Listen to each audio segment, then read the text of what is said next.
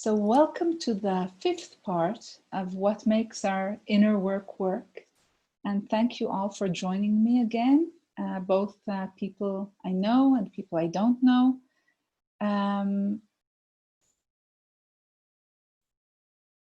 We are here for the fifth part of the series, What Makes Our Inner Work Work, as I said, and this is the chapter that I decided to call Dear God, I Want It All.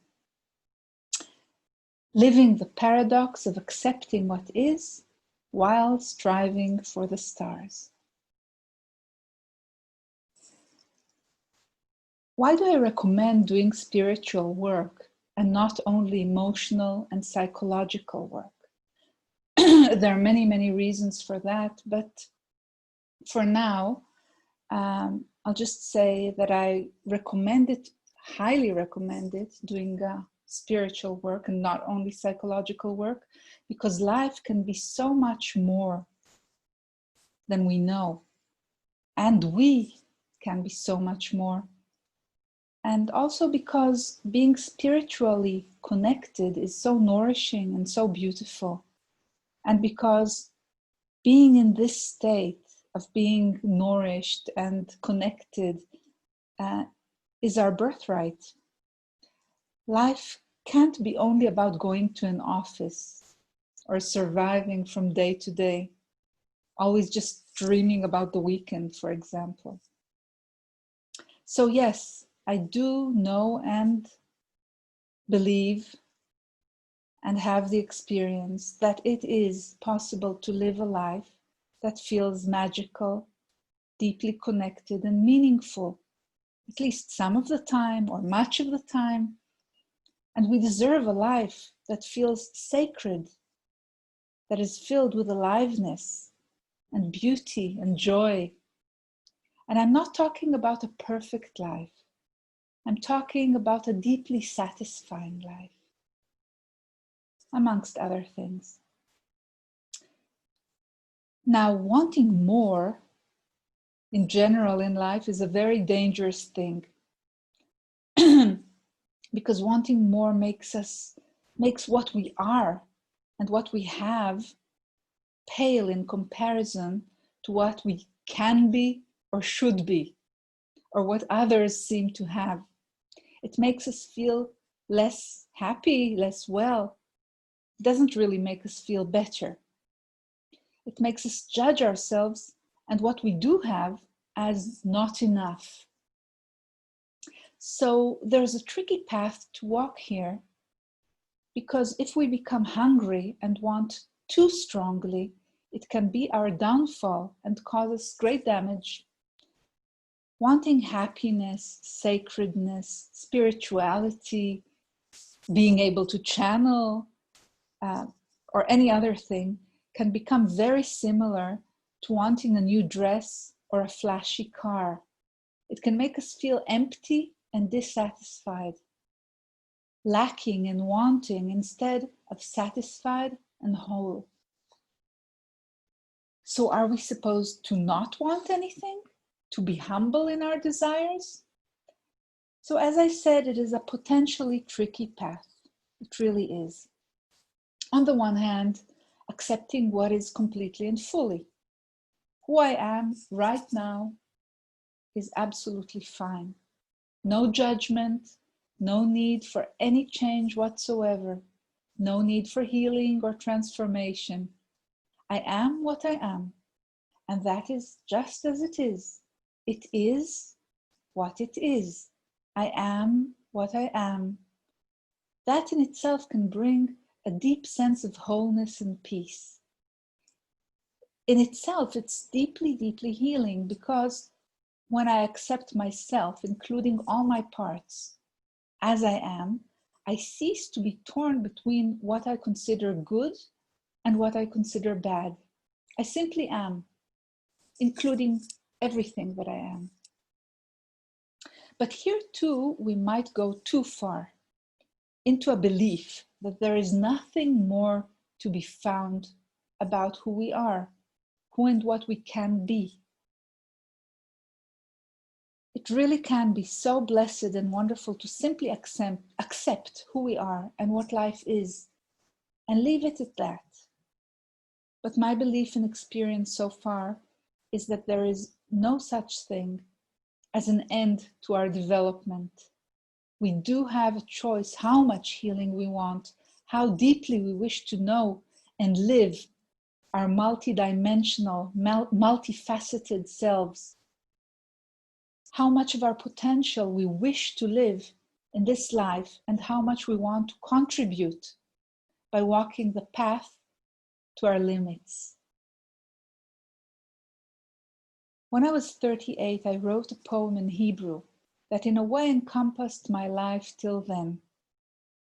I remember writing it, feeling at that moment so peaceful, whole, centered, and one with everything.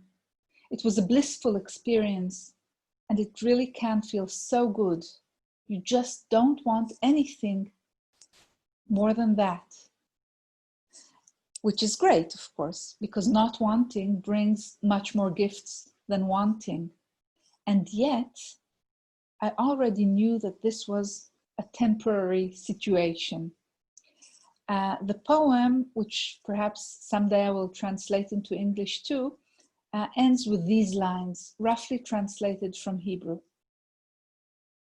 The wheel slowly revolves around my axis, sacred, crazy, unimportant.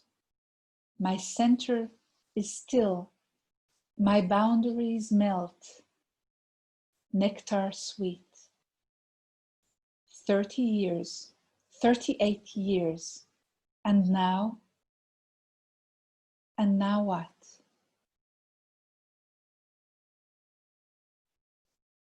So at 38, I was in a state, temporary, naturally, of wholeness and completion for a while at that point.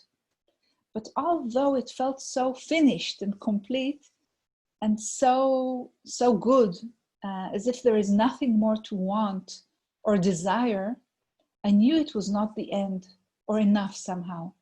That's why I wrote 38 years and now. And now what? So there's a paradox here, at least from my perspective. On the one hand, wanting nothing is such a great healing in itself. On the other hand, so much more is always possible, and perhaps it is good to, at the very same time, also strive for more and not be satisfied with what is. When I was 21 years old and in deep, terrible depression, I woke up one night with the following poem, which I hurried to write down. I think this poem encapsulates something that was inborn within me, wanting it all. The first lines of the poem were based on a poem by Theodor Roethke. So anybody who knows Theodor Roethke might recognize the allusion. And this is the poem. Dear God, I want it all, the depths and the heights. Theodor Roethke. And now my poem from age 21. Dear God, I want it all, the heights and the depths. My existence is blunt. I do not live, I survive. I will give you sorrow. Are you happy now? I think I will fall. I will burn away. I will pass the darkest dark alley, faster and tighten up. The dark hot spear alley passes into me, turns, burns. Will I rise from the ashes? Of my ashes, love is made? Love, melted bone, sweet, heavy concentration. I think I can hear the sound of the mist world as it hisses past me. I will dissolve. I will put my love in a drawer under the underwear and shut. For 300 years I won't approach the radioactive zone. I cannot be alone. Alone, alone, all alone. I will pace through 3 minutes and pick up the phone. Want it all. So this was when I was still very depressed, stuck, feeling nothing. But the urge to want it all seems to have already been there. Theodor Retke was, as Wikipedia says, a heavy drinker and susceptible to bouts of mental illness. I managed, thankfully, to be extremely well balanced in this life, although I do things that would be considered very strange by many.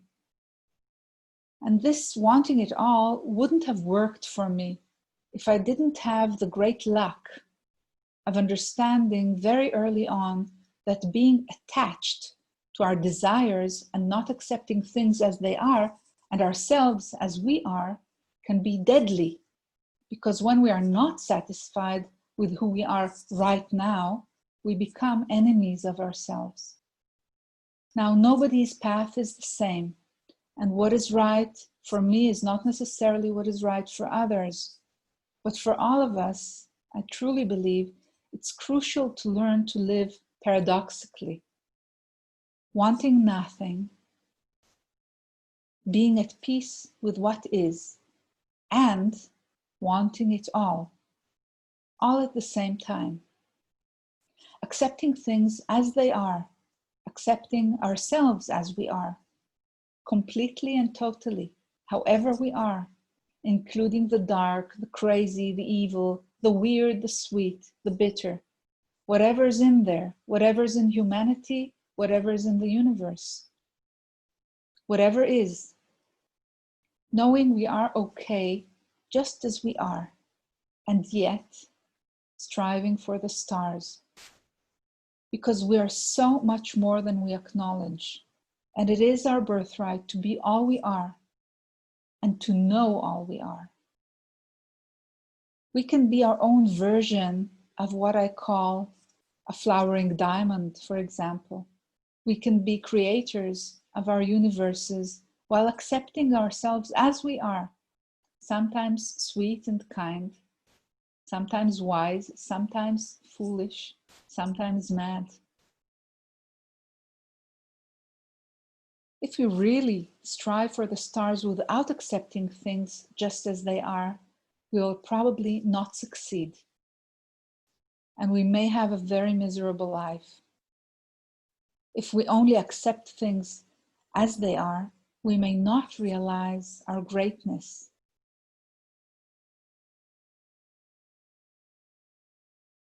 The possibilities that are open for us. The things to discover. The beauties to explore.